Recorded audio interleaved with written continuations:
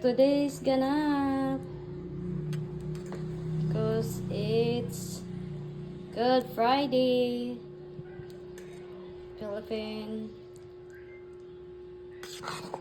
sewing of Benignit. It's called of Benignit.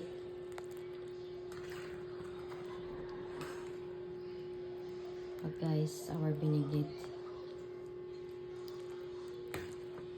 That's our Benignit. Yummy.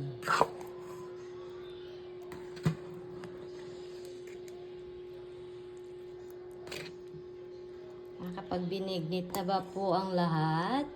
This is your Cebuano vlog. Welcome to my channel. This is a Filipino tradition for Good Friday. Every Holy Week.